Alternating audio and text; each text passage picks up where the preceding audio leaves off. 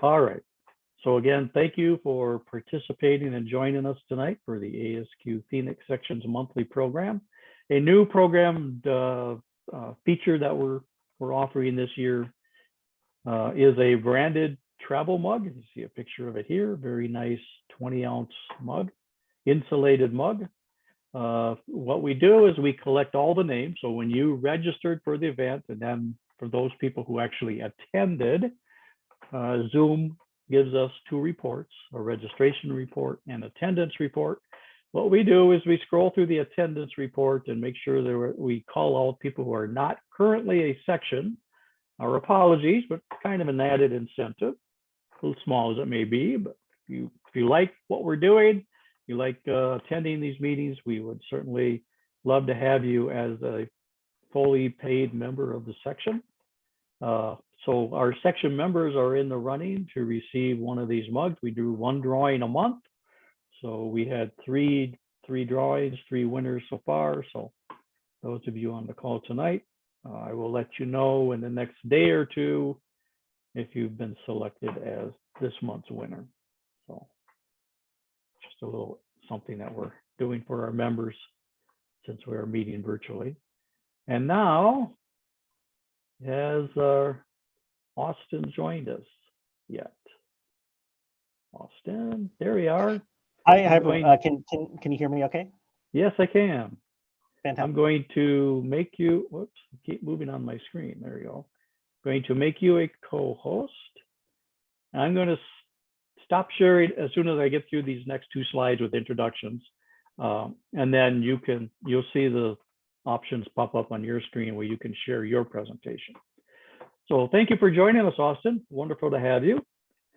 So tonight's speaker comes to us by way of serving as a past president of ASQ, where he launched efforts around inclusion and accessibility into the quality profession, as well as financial transparency and improving upon the culture of the society. Austin's previously served on the board of directors for the National Society of Professional Engineers. He's past chair of the management portion of AICE. And Austin is a certified quality engineer and a 6 Sigma Black Belt, and holds chemical engineering degree from Johns Hopkins University. So tonight's presentation is on talent development and the excellence engine. You can see from his abstract, talking about retaining volunteers and employees because of the variability, the variation they bring in terms of their education, their experiences. And so we get greater engagement through motivation and inspiration. And then we want to improve the talent and help develop their skills through aspirations as well as inspiration. So Austin will be sharing with us some stories from both nonprofit and for-profit teams. And he'll discuss methods for attracting, retaining, and developing talent. All are keys to leading high-performance teams that then can deliver improved customer outcomes. So with that, Lynn, I will turn it over to you. I will unshare my screen and then turn it over to you. You should now see options to share your screen. Great, thank you. Thank you so much, Bob, and thanks, Vic, for inviting me. It's a huge pleasure to be able to join you. I apologize I wasn't able to join folks earlier for an earlier meet and greet. In person or virtually, I love those interactions as much as I do whoever the featured speaker is whenever I get to attend events in person or virtually. Please feel free to stay open with your questions, and I'm going to try to follow along in the chat as I'm rambling on here, so that I can catch as many folks as I can.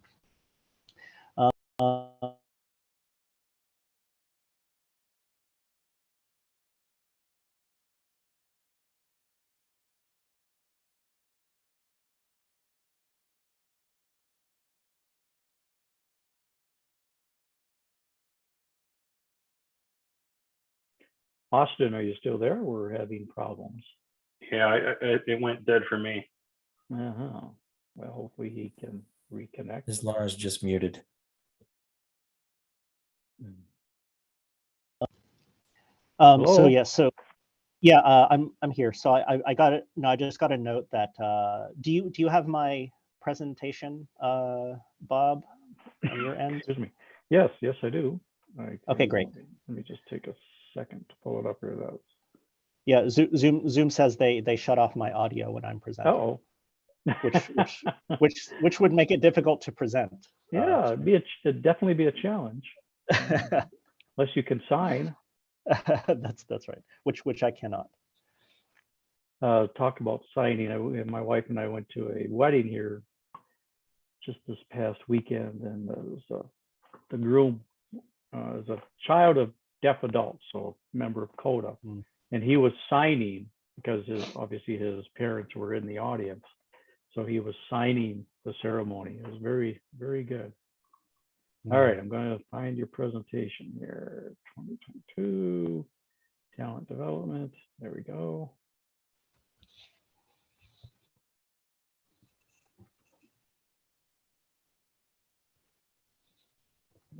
And now I will share my screen.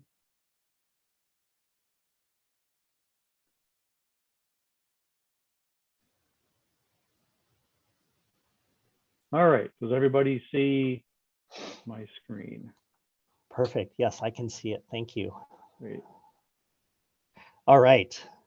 So one thing I feel super privileged and grateful to be able to share with you is in the time that I've been lucky enough to serve in a volunteer capacity across multiple professional organizations, lots of commonalities between the nonprofit and for-profit world when it comes to leadership, talent retention, and sort of optimizing the world for our members in the case of ASQ, and certainly for companies, for our clients, our customers, and our partners.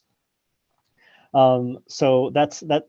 So I want to start with you know, when I first started, one of my first sections that I joined in ASQ back in the day, I just relocated to New England, and about an hour north of New York City. And those of you who are familiar with New York City, Penn Station is the large train station transit hub. It's sort of right in the heart of the city. It's right next to Madison Square Garden, where the Knicks play and oftentimes lose. But Penn Station, it's humongous, right? It's part of the home of the Port Authority, buses, New Jersey Transit, and Metro North, which takes commuters north into New England and points north and into New York State. And the meetings that were held by the New York, New Jersey metropolitan section was in this place called Mustang Harry's. And new to the region, I wasn't sure what to expect going to a place with that kind of name. So and New York City is just so overwhelming in and of itself. So there's traffic everywhere. The section meeting is around the same time as it is now, right? Around 6 p.m. Eastern time. So New York City during rush hour is a chaotic place to be at that time, with commuters and cars and traffic, and just the sensory overload is super overwhelming. So I'm trying to navigate the streets, and I'm looking around, and then I finally kind of look down the side street. I'm a couple blocks away from Penn Station, and I see sort of this neon horse, and so I'm like, all right, well that's about where it should be. That should be the right place. So I go in, it's the right place, Mustang Harry's, very excited. And I walk in, and the place is just so loud.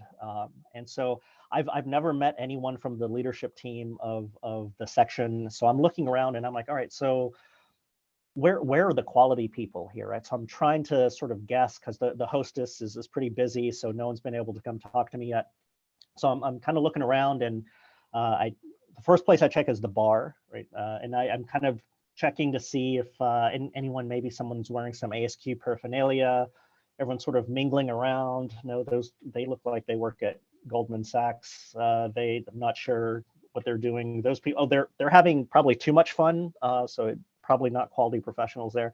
And out from above, I hear this huge chorus of laughter.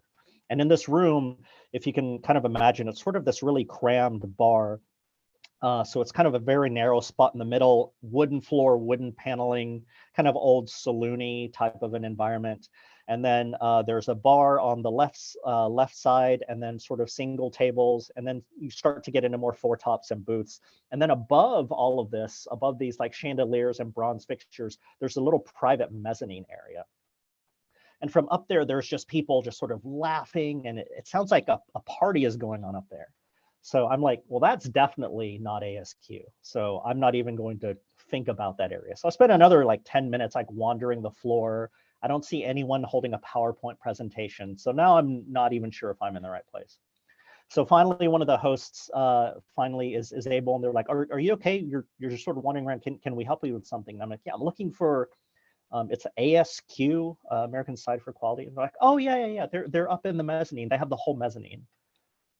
Right. And so I was very taken aback. I'm like, are you sure? Because there was a little bit too much laughter up there for them to be working quality professionals. And she's like, no, it's there. They come here all the time. So I was like, great.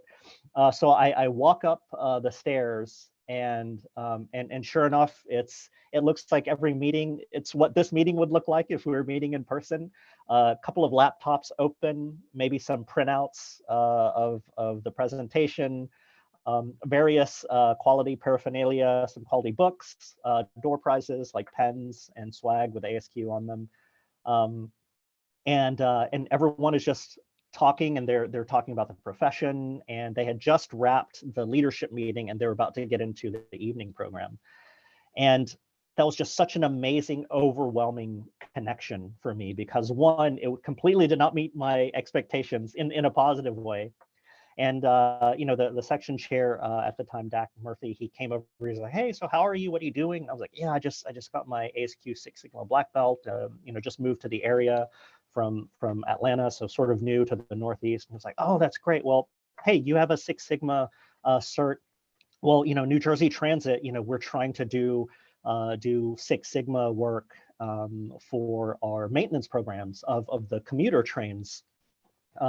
We'd love for you to come, teach a class on Six Sigma at New Jersey Transit, and the audience would be New Jersey Transit maintenance folks, as well as local ASQ members from Region 3 at the time. So there was this immediate connection, right? I was in this room full of strangers, but suddenly we were all speaking the same language. We were nerding out about Six Sigma and lean practices and documentation, and who struggled through their latest ISO audit. And all of a sudden, I went from complete stranger in the city of 8 million people to like I had found, my group of people who were talking to me as if, we had been friends for decades. And that moment has always stuck so much with me, because the volunteer world is kind of it's kind of a juxtaposition of what it is and what it could be, right? And if you can scroll up to the next slide, Bob. Right, and this is what throughout the nonprofit world we call sort of the magic of membership, right? The magic of volunteering. So all of you who are here, who are just visiting and who are sitting into section meetings, and you attend and you network, that's fantastic, right? It's definitely to your credit that after a day of Zoom meetings, you would say, yeah, you know what I need today? I need one more Zoom meeting. I think I want to go to one more Zoom meeting because it's about ASQ. If you volunteer, if you have served previously in the Phoenix section or are on deck to serve on the Phoenix session, right? It's such an incredible experience, right? Because you're giving more time, and you're giving more interest, and you're giving your passion. You hear the words giving back. But why do we do it, right? We are all very busy in our lives outside of ASQ. We have family commitments. Many of us have family commitments. We have work commitments. Maybe we travel a lot for work. And so why does anyone volunteer for anything, right? there's no pay, and you get more work as a result of not being paid for it. So why are we here? What's wrong with all of us? What are we doing here? Right? If you can scroll to the next slide. And one thing I feel very, very grateful for is over the years, as I've looked at nonprofit organizations that have a blend of volunteer service in technical professions with professional engineering, with American Institute of Chemical Engineers, and certainly when I had the honor and privilege of leading ASQ in 2020, you know, that common thread of why people volunteer has always mystified me, but it also is something that is so precious that as volunteer leaders, it's something we try so hard to preserve and to honor. Right? And one difference, right, is this must to want, right? When you go to your day job, for the most part, you may like it, you may love the company you work for, but you must do it, right? Because it pays a salary, it pays your mortgage, it gives the financial wherewithal of being employed. If you're in transition, you're searching for your next opportunity because of a must. But in the nonprofit world, especially for volunteer societies, that must becomes a want, right? Because there's no company mandating you that you had to be here tonight, that you had to sign up for ASQ membership. Maybe your company sponsors you and covers membership or encourages you to go to World Conference or to the Six Sigma conferences, but something about us transfers it from a must to a want. And that's really the miracle of ASQ, is that we have our 60,000 members all around the world, over 120 countries, who want to be here. And that's something very, very special, and something that we try very, very hard to honor and to support as many ways as we can. So yeah, if you can go up to the next slide. Okay. So when we have our musts, and instead of a must, we're here because we want, we're sort of creating this space in sort of a barren landscape where we're like this one tiny oasis of glimmer, and that's what powers ASQ, right? It's not as much the financial side, it's not as much, you know, our relationship, our reputation for being around since after World War II, right? It's something about us has endured over 75 years now, going into 80 years. That attracts professionals such as yourselves to want to be a part of this.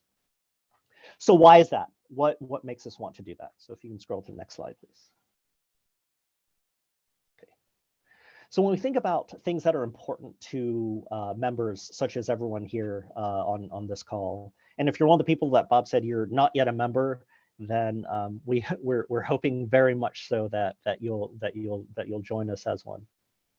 But when you think about, you know, especially after 2 years of pandemic, the nonprofits that had to really go through huge ups and downs. Many nonprofits have some, if you're lucky, you have some amount of paid staff that can help with the day-to-day administration, literally keeping the lights on and off if you have an office or a separate standalone location, which ASQ is very, very blessed to have in Milwaukee. But all of those things are the engine that fuels how we best serve all of our volunteer members, right? And when we think about what gathers us here today here in the Phoenix section, but also across ASQ as a whole, right? It's these 6 things, right? And this is not comprehensive, right? But these are sort of the big buckets that we know in talking to volunteers and members. Whether all you do is attend meetings or you're taking an active leadership role, your membership chair, your section chair, your section treasurer, something across all of these 6 areas resonates with us, right? Purpose, it's opportunity, right? Both for the self, for networking, for professional growth, to hear the latest, greatest going on in the profession. Connecting, right, with one another, something that we have all craved so much, right? In a 2-year period where the default mode of living was to be apart and to not be connected, right? It's been 2 years of disconnection. So the ability to connect is also so special and answers just to our basic human needs. Contribution, right? We all bring with us, regardless of where you work and how long you've worked there, you bring your own personal take on the profession, your own experiences, your own war stories of how you've gone through implementing quality tools, and how you transformed an organization, how you improved utilization if you work in manufacturing, how you raise customer service scores if you work in the service industry. Recognition, right? To be celebrated as a professional for what you do, both within your companies and among your clients, as well as within communities like ASQ.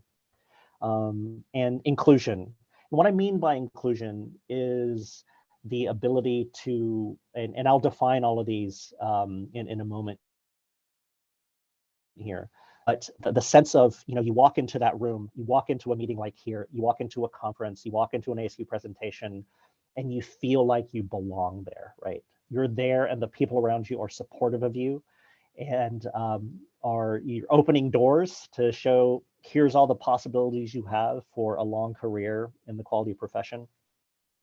And all of these things sort of stacked up together, right, create this amazing environment where volunteers get to thrive. So if you can go to the next slide, please.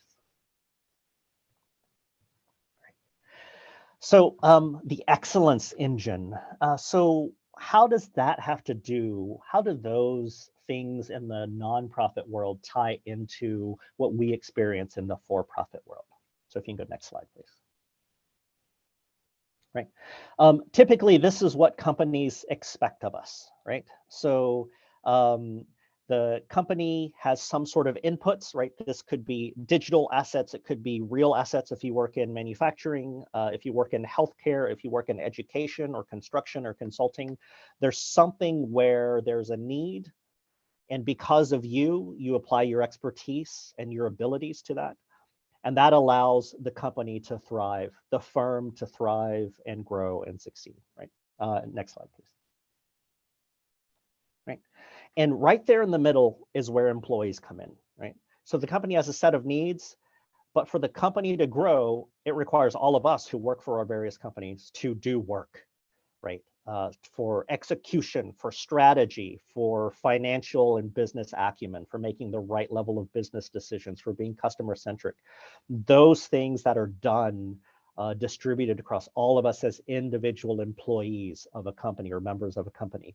Those things are the things that add together that allow us to enter this sort of company growth period. Next slide, please. But despite all of that, people leave, right?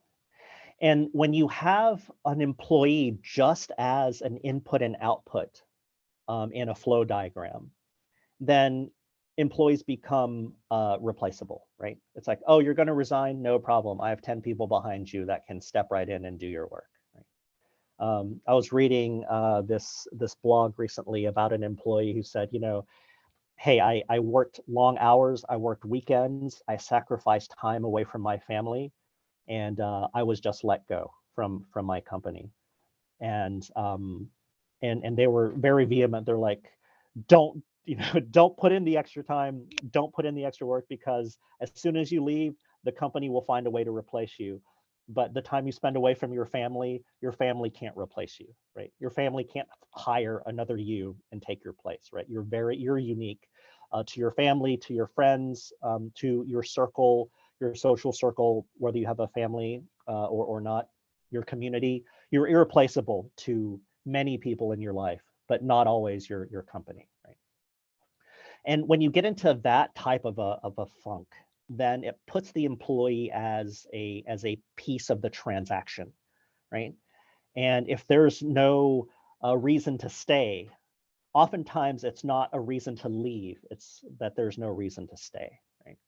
And a recent Gallup survey from a couple years ago said if they sort of estimated out, and they kind of did a rough analysis of employee attrition across multiple industries, and if they factor in the time, the amount of money it takes to hire, replace, and retrain a departing employee, and they added that up across multiple sectors, they're like, we don't even have to do a lot of math. It's easily $1 trillion. Right. So the US GDP is 15, 16, 17, right, in the high teens trillion, right? So right there, maybe a little under 10% of the economy lost just from lost effort, lost time. And as quality professionals, we understand the cost of inefficiency, right? That's sort of a fundamental cornerstone of our profession. And so these types of things are not only bad for the company, $1 trillion loss is pretty bad for business, right? I don't know of any CEO that would hang on to their hat for much longer if they were responsible for that size of a loss, right? So what happens, right? Why are people leaving? Next slide, please. Right. And I love this from their report, and when they say losing your best people means losing your reliable winners, right? And this is where it gets really, really difficult. It's not so much just to attract an employee to your company, but it's worth the investment to retain them, because the top employees know where they don't fit, or they know when there's another place where their talents and their skill set and their expertise can be better utilized. And when you start losing your top performers, then you're really in trouble, right? So if we think back to that earlier diagram where you have company input, you have employee growth in the middle, and you have company growth. What happens if you start removing and you start hollowing out the employee growth portion in the middle?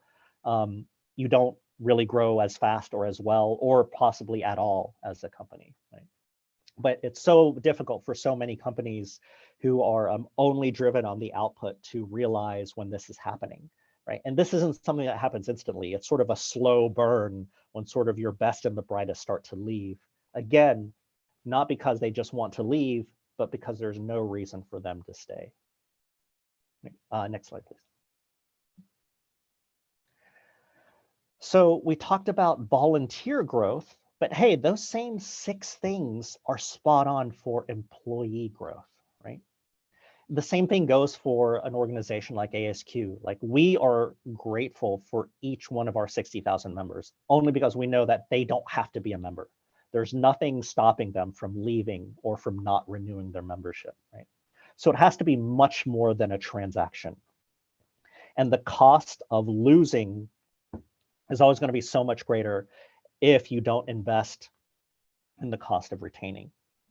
So those same 6 things we talked about, exact same things apply to employee growth. And all of you, right, if you think right now, if you are working for companies, or if you do not work for yourself and you work for a firm, or you have consulted for another firm in the past, right, kind of picture yourself in each one of these 6 buckets as we go through them. So next slide, please.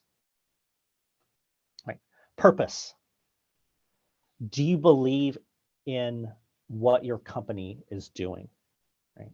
We have lots of times where people, if employees, just as of members, but specifically for employees who are drawing a salary, if they are drawing a salary but they don't believe in the company, and the only factor keeping them there is because they need a paycheck, then all they need is a bigger paycheck, right? And they're gone. So purpose. Do your employees, and for you people managers out there, and for you executives out there, do your employees believe in the mission? Not that can they recite it? Is it on a laminated card in the lobby, or it's on your back of your business card or email signature? Do they fundamentally believe that what they're doing, besides making the company money, right, is really important, and they see how their expertise can lend to that importance? Opportunity, right? Can an employee look inside the whole breadth of a company and say, hey, while I am within this company, I can improve, I can improve myself, and I can grow. I can grow as a person, I can grow as a professional, I can widen my eyes to professional experiences that I wouldn't be able to get or experience anywhere else, right? The opportunity to improve and to grow, does that exist in the company? Right? Contribution. It's not so much that I just hire you because I need a warm body in the room to go through, to take some actions, but it's really the opposite of that. The best companies really value not that their employees clock in and show up at their desks, but the employees, if you flip the table, say, hey, this is a place that not only can I grow myself, but if I draw upon my education, my ASQ certifications, my professional expertise, my strategic thinking, hey, I can help make a difference here. I can help make this product better. I can help this process better. I can help outreach to our patients or to our clients a lot better. I can do something that my unique combination of talents enables me to do, and I can grow in parallel with the strength of my contributions. Next slide, please. Connection. We can help each other, right? I think that's been one of the most rewarding things for me, having come through ASQ, from section member to membership chair to helping at the regional level, and then to have the privilege of serving on the board of directors, where you're sitting amongst a huge group of peers who come from all different industries, but we're united by the practice and the discipline of quality, right? Continuous improvement is in our vocabulary. It's a way of life. Sometimes it's so much a way of life that our friends and our family and our spouses get driven a little bit nuts because we try to take too much of that into the home. Yeah, I'm looking at all of you who have Kanbans in your kitchen or in your bathroom. Right, so you know, we have an ability to help one another, to help each other grow, to support each other when we have our down moments. And my goodness, how many of us had down moments over the last 2 years, right? I certainly did myself, right? And when we looked at ASQ across all of our members in different parts of the world, we were sort of for many, we were an opportunity for people who said, hey, if I'm going to be out of work, or if my work profession has changed, I want to self-improve, right? I want to earn a certification. I want to change career paths, right?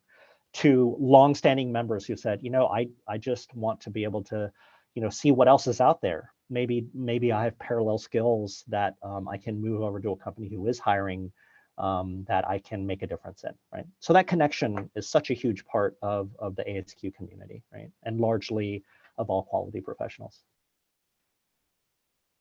Recognition. There's nothing like a simple thank you. So appreciating and recognizing our employees when they put in the effort is no different than appreciating, recognizing our volunteer leaders, like the Bobs and the Vicks of the world, who have 101 things on their to-do lists, but have chosen to spend this time to host this meeting tonight instead, as well as all of you, right, who are spending this time online with us, right? So to be in a place where not only are you valued for your contributions, but there's positive appreciation and support, right? That doesn't mean everyone gets a medal, everyone gets a trophy. That just means, you know what? I value the work that you put in, and without the skills, without the insight that you provided, this project wouldn't be where it was. Even for things like getting a Zoom meeting organized, they don't just magically materialize, right? It takes organization. Organization takes work, and that work takes execution, right? So being in a place where we are appreciated by our peers and by our leadership, and by our direct reports and by our colleagues, right? Such an important part of this engine to drive retention and to drive growth. And inclusion, right? This is a place I want to be. That was one of our biggest changes in ASQ. We looked at, you know, there are so many people who are doing quality without knowing that it's quality. How do we create a community for those people? And how do we create an environment, whether it's online or when you're walking down the hall with your conference bag at your first World Conference, and every conference room you walk into, sort of the vibe you get from going down the hallway, or the vibe you get from attending a meeting virtually or in person, you get the sense that I am with my people. I want to be here. I feel comfortable being myself, and I want to be here, right? Changing this place from that must to the want, right? So super, super powerful. All right, next slide, please.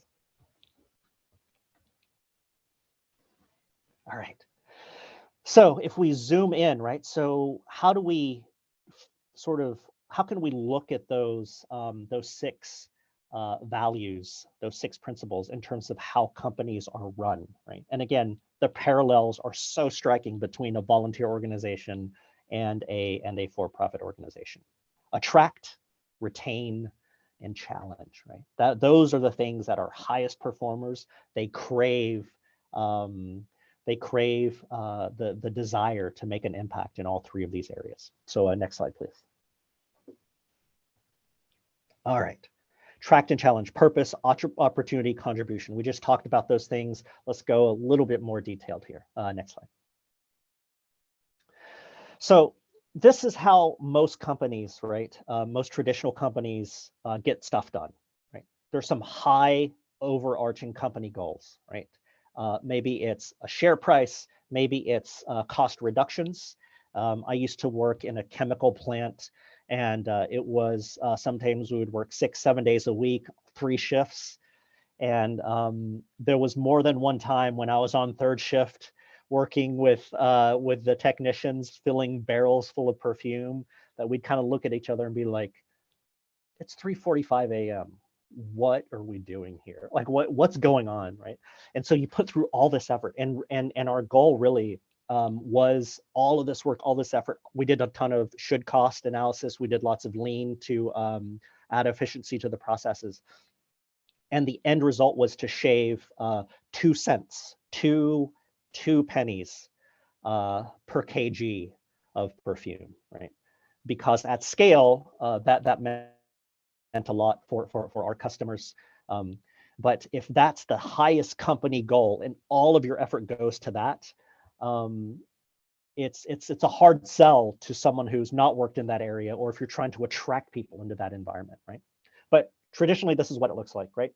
The company says, here are the goals. Those get trickled down to the units, unit level.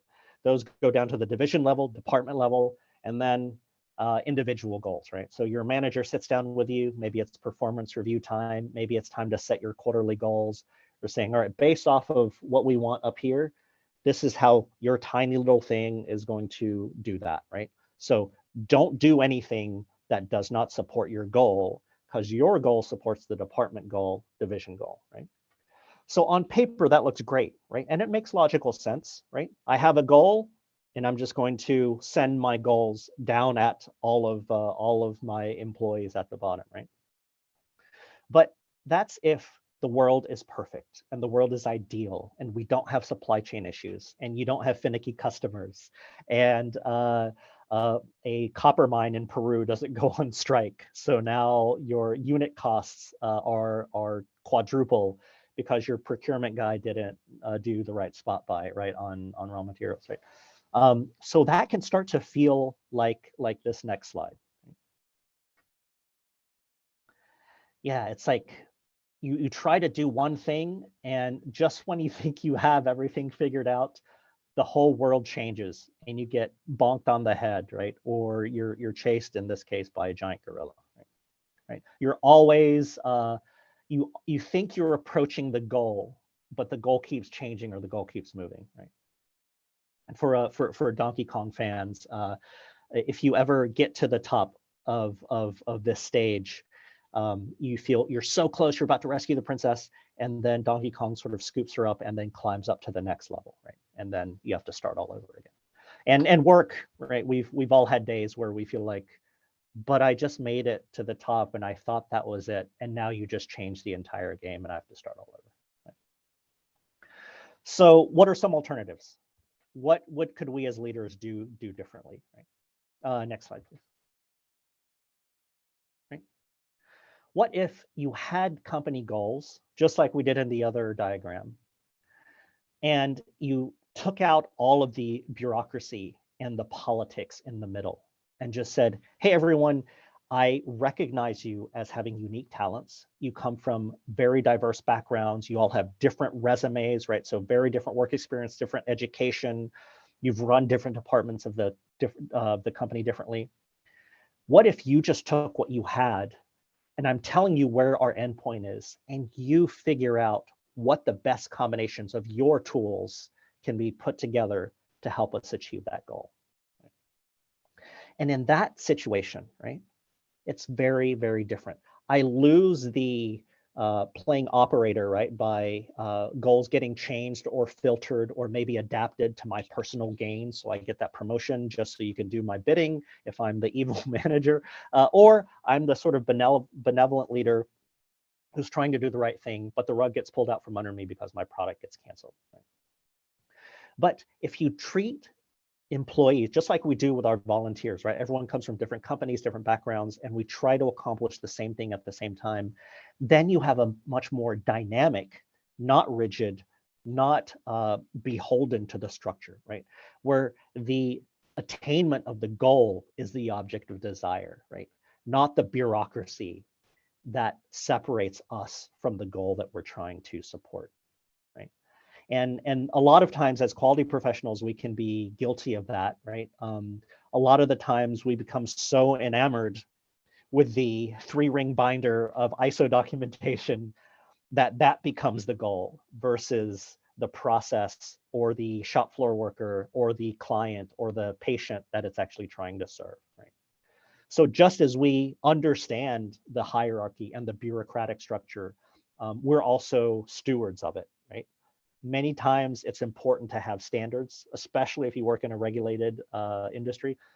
But what are the standards for, and are you optimizing for the right place? And are you enabling your top talent to use their skills to deliver the goals versus forcing them to run through sort of this rat race, this preconceived maze in order to accomplish a goal that market conditions change, it could change, over the span of a quarter or overnight.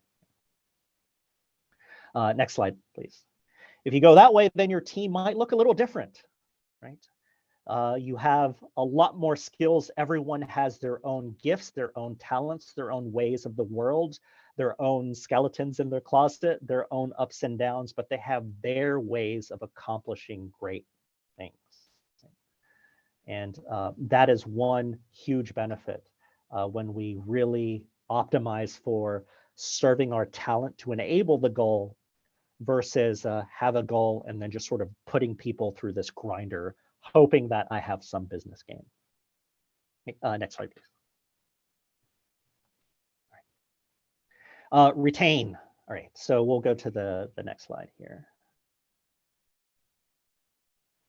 So many of us take years of work experience to finally realize that your company is not your career.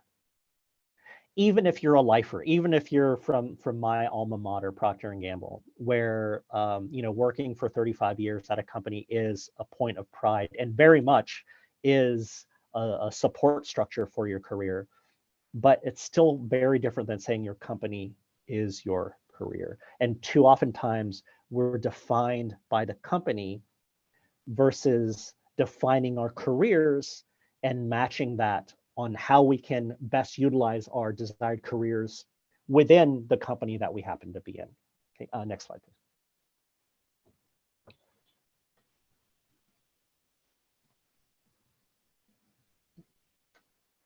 So really, we should think of our careers not as the company sort of unknown behind the curtain, and we just kind of go and follow whatever the career rules are, and one day, decades later, suddenly that's a career. Another way to look at our career is actually built from and supported from the architecture of our experiences, right? We may have multiple roles in many different companies. You may change divisions. You may spend your whole career within the same company, but move around, try different things. Maybe you've grown in responsibility throughout a specific role. Maybe you've changed to different functions within the same company, or maybe you've changed companies or industries altogether, right? One of the greatest gifts of being a quality professional is our skills are very portable, right? The end point, the widget or the service might be different, but finding the tools to best support the customer and look at ways of continuous improvement, that is applicable and valued anywhere you go, right? Regardless of what industry, private, public, government, education, wherever, there is a place for continuous improvement skills and capabilities. So what if we looked at our careers more as that, as not being defined by the companies that we work for, but are defined by the experiences that we have within that company, right? And we see evidence of that so much, right? Again, we're so grateful to have leaders like Bob and Nick throughout ASQ, and in all of our sections and divisions and across our board, right? People who have brought with them multiple roles in different companies, in different professional societies, and it's that mix of different experiences that allow us to discover new experiences, new opportunities, new ways to best serve our members, or if we're a company, to best serve our customers and our clients. Next slide, please. So you put all of those things together, and when we say the excellence engine, it's really as leaders, and this doesn't matter, you could be the CEO of a company, or you could just be a people manager over a small group. If we think about, instead of saying an employee as a component to deliver some business output, if instead we say the investment comes into the individual, and by doing that, by polishing that gem, right, that unlocks even more potential. We get to those business results faster. We have people who want to stay there and keep their talents and their skills for us. And it really opens up a lot of all the bounds of possibility in front of us. And disclosure, I put these slides together prior to Elon Musk being in the news so much these days. But there you go, SpaceX rocket headed out into the universe.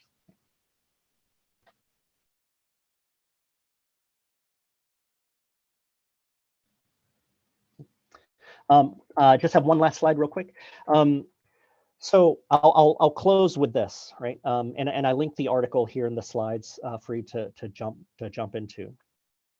When we think about great place to work, I'm not talking about just sort of this sort of emotional, feels good sort of gray area, and that's what makes it a great company.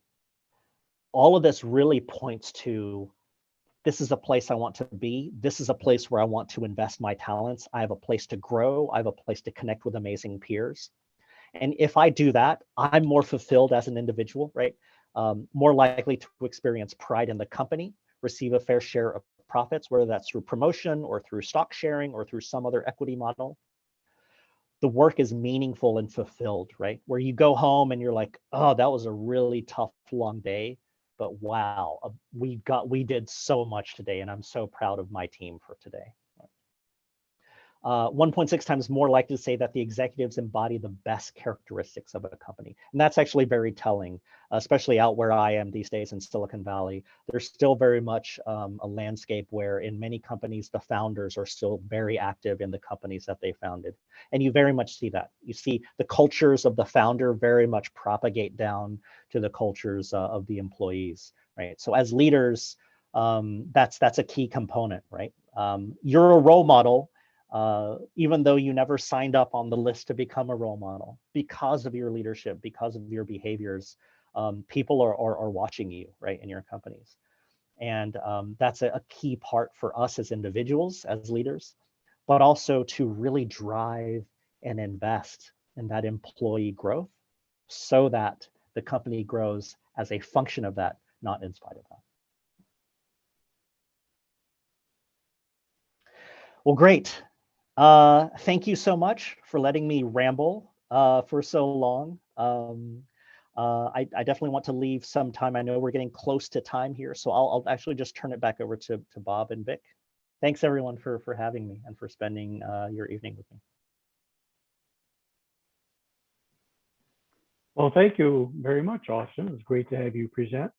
Does anybody on the call have a question of Austin about his presentation or his experiences within ASQ or any other business-related experiences? Anybody have a question?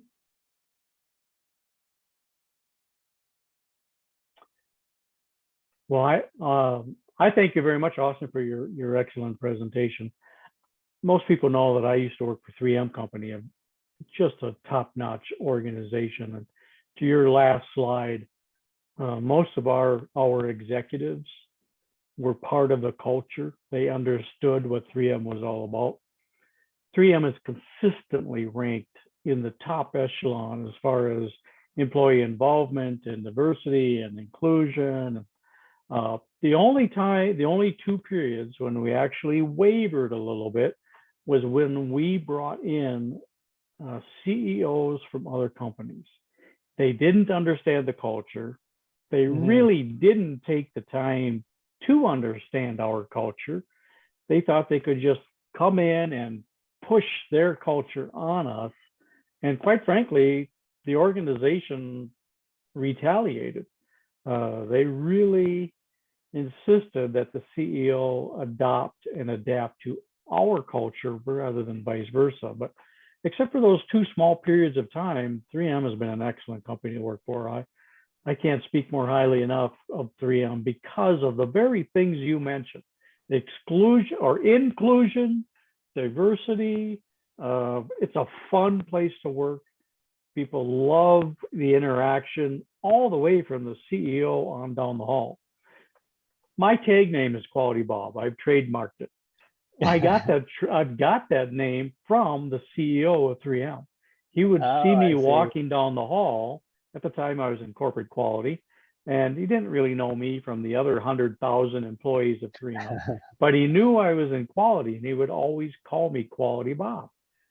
And someone came up to me one day and said, "You ought to trademark that." You should trademark that. I checked into it, and lo and behold, it was available. So I trademarked it, and that's how people know me today. But to your point, I have a long storied career in ASQ, and I've loved every minute of it.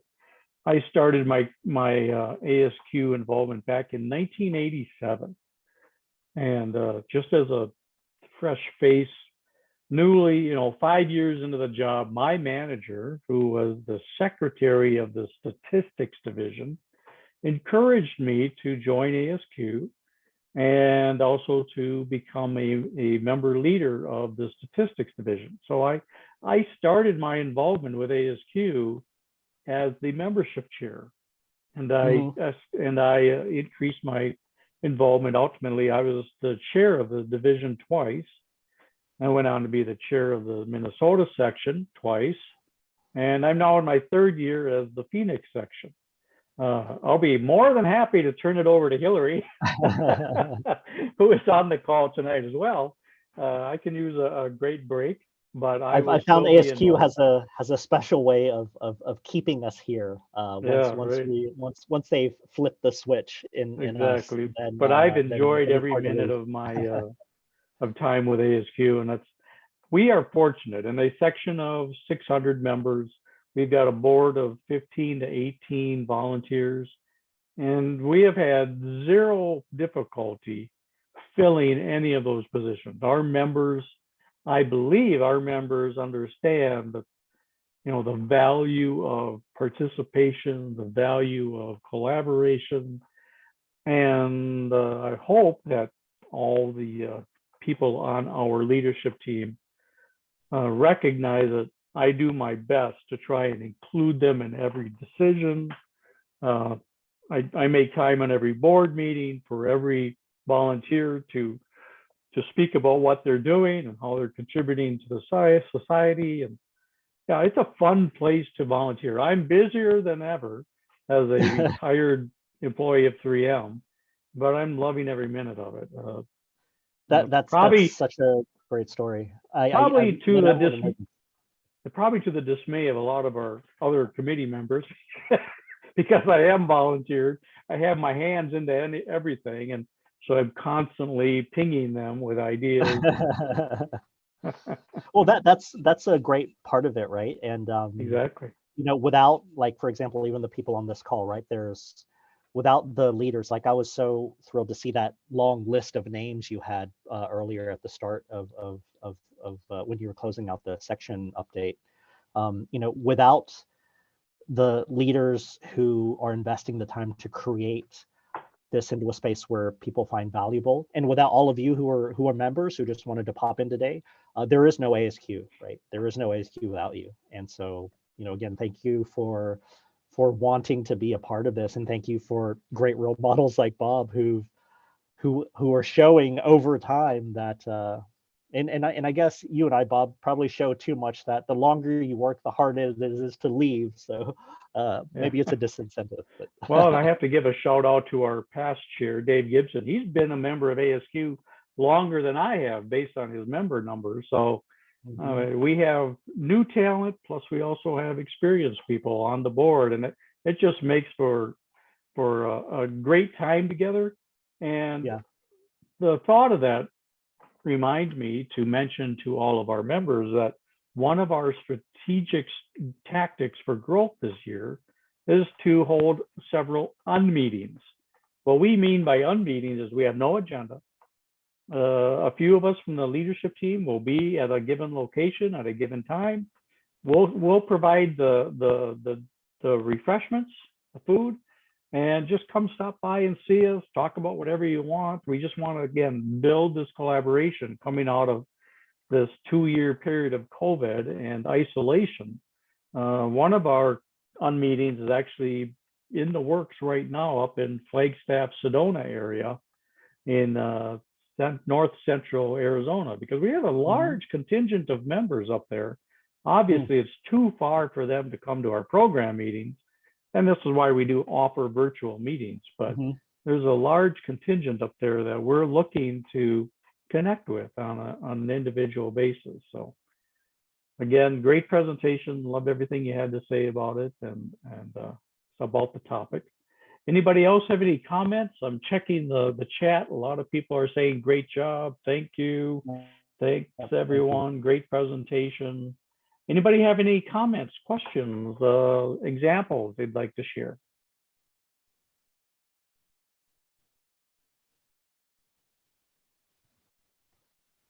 Great job, Austin. This is Vic. Thank you so much for speaking to the section. I just wanted to thank you. I know you're very busy and you had this, this meeting, and really appreciate you taking the time. So back to you, Bob.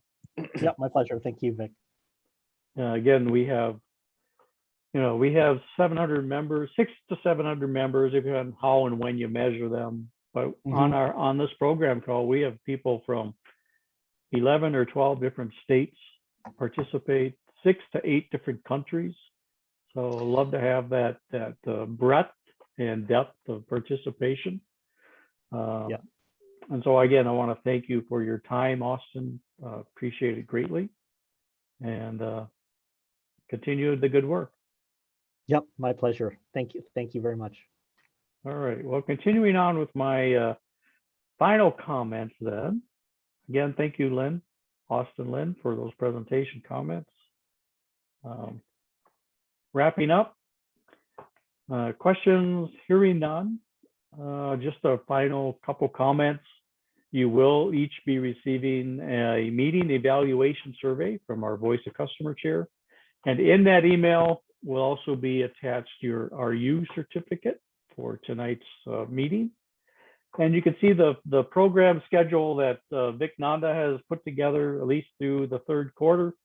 Great job.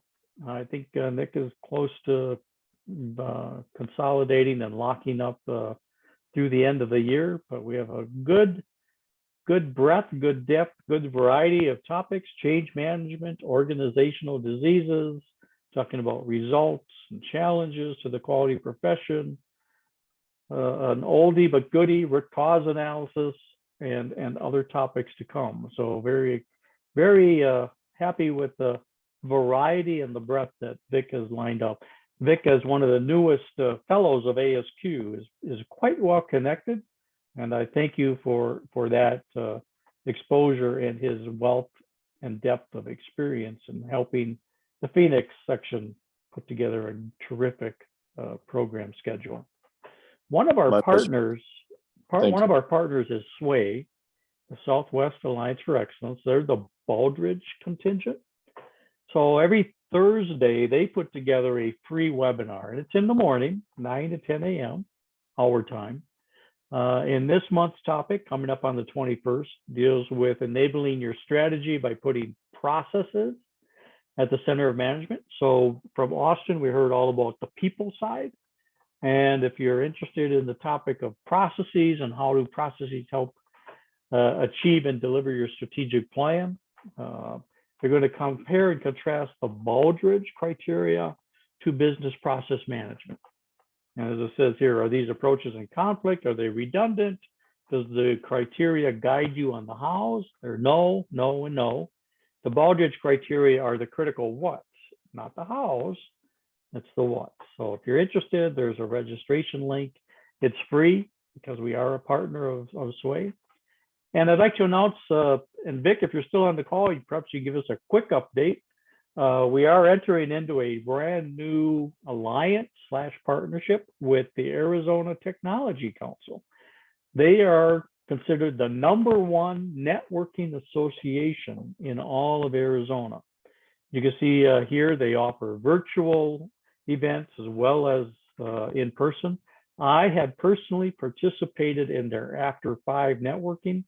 It's a great opportunity to meet with your peers, colleagues, potential new employers. Just a fantastic event. We are working through a membership where we can have up to 100 of our section members attend these different events.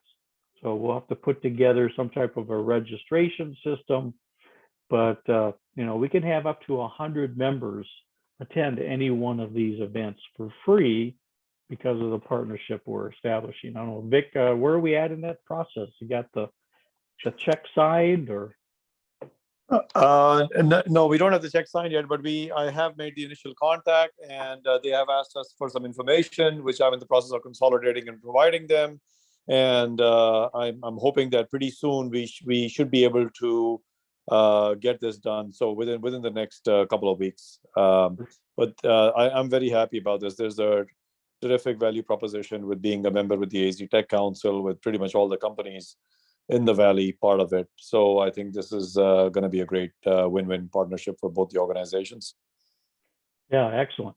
As the Arizona Technology Council, they do not allow individual members. You have to be an employee of a company. Companies sign up, and we as a nonprofit are purchasing a subscription. So at the prescription price we are paying, we can have up to 100 members participate in these events. So we'll figure out some type of process, but I don't foresee any problem as far as exceeding the 100 limit per event, but we'll have to get some type of a process established to make that work. But very excited for this opportunity. You get to meet with other employees of technology companies, and you can learn best practices, network.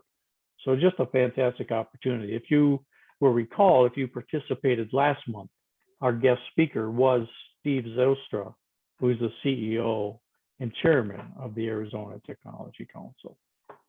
And finally, I mentioned at the start of this program, our website on MyASQ. We also have a presence on the major social media platforms, Facebook, LinkedIn, Twitter, Instagram, YouTube. So if there's information you're interested in, hopefully you can find it on one or more of these platforms. If you are interested in participating and maybe posting events to one or more of these platforms rather, I would love to hear from you. I'm currently the MyASQ administrator as well as our social media coordinator, in addition to being your section chair. So it's a lot to manage. Although being retired, I do have that luxury of time. And quite frankly, it keeps me connected with all of ASQ and other partners. So we're out there. If you're looking for more information, don't rely just on MyASQ, but you can check out all these different sites as well. Any final thoughts?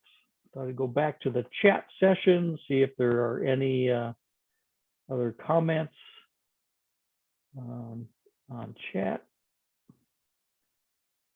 Okay, I don't see any. Let's see. I don't see any new comments in chat. So with that, I guess I will wrap up this evening's presentation. I want to thank everybody for your attendance. And please join us next month and every month on the second Thursday of the month. Have a great evening, everybody. Thanks so This much, everyone. meeting- Have a great night. And this meeting is recorded, and it will be posted to my ASQ site in the next couple of days. So thank you, Austin, very much for your time and your presentation. Good night, Thank you. everyone. Good Stay night. safe. Cheers. Thank you. Thank you.